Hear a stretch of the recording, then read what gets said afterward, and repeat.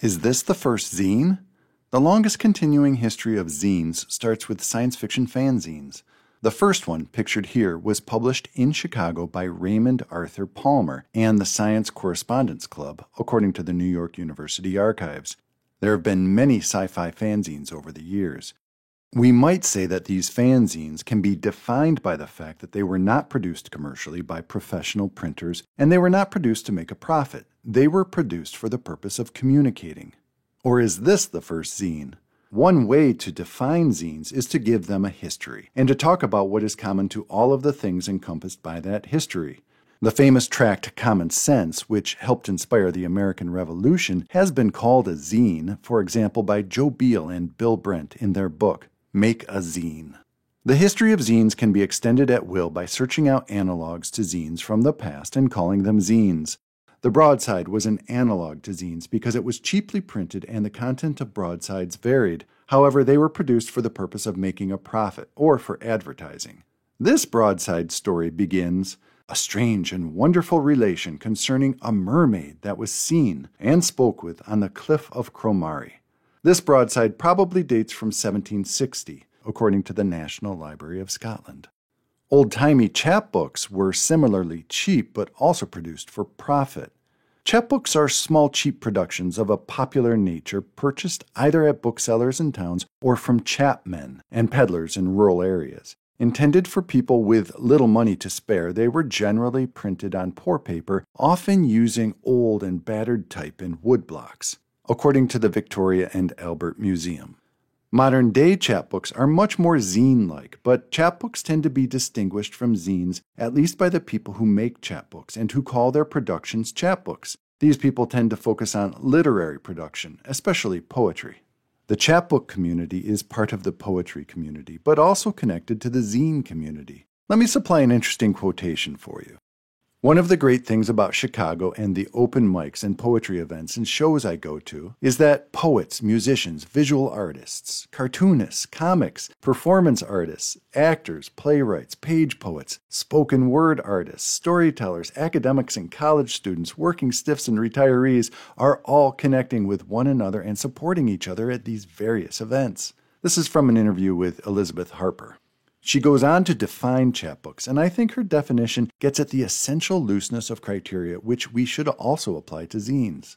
If someone wants to call it a chapbook, that's fine with me. Some people define it as a certain number of pages stapled or tied together, but I've seen so many different ways to do it. At the Little Indie Press Festival, Carly Gomez and Levi Sherman had a deck of cards with images of collages made from wallpaper scraps on one side and short prose poems on the other. But they also have a LED display that moves around Chicago showing poems, so those are chapbooks too. And I've seen loose individual poems in an envelope.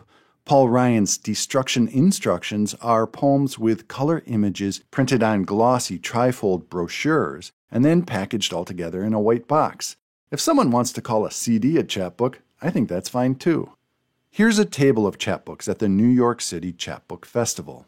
The NYC CUNY Chapbook Festival celebrates the chapbook as a work of art and as a medium for alternative and emerging writers and publishers. This is a quotation from the CenterForTheHumanities.org website. And here's the first flyer for the Minneapolis Zine Fest in 2004, which later became the Twin Cities Zine Fest. If we really want to try hard to distinguish zines from other zine-like productions, we can say zines are or have been, number one, primarily DIY in many or most ways. 2. Not produced primarily for making money, but for communicating. And 3. Not defined by discipline or topic such as poetry. But even this set of distinctions may be too pedantic and too restrictive. We can also say zines are not defined by their production, even though mimeographs and copy machines have been very important to the production of zines. 20th century zines might have owed a lot to the mimeograph and later the copy machine, but recent zines are produced by a range of technologies. We could also say that zines have been continuously reinvented by people doing it themselves, but most zines have not been invented in a void. Many zines, or probably most, have been inspired by other zines. And finally, I should point out that the DIY aspect of zines is why their co-optation by authorities such as universities, art museums, and libraries might be problematic, although this trend has steadily increased over the past decade.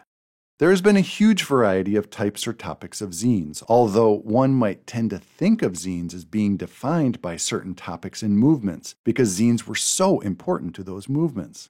So there have been sci-fi zines, punk zines, riot girl zines, feminist zines, queercore zines, transgender zines, comic book zines, role-playing game zines, and many, many, many more kinds of zines. Just for example, Sniffin' Glue, the first punk fanzine, was produced by Mark Perry in July 1976, a few days after seeing U.S. punk band The Ramones for the first time at the Roundhouse in London, according to the British Library. And the origins of the Riot Girl movement can be found in Jigsaw, started by Toby Vale in 1988 in Olympia, Washington. Vale, a musician, wrote mostly about the punk and feminist scenes in the Pacific Northwest.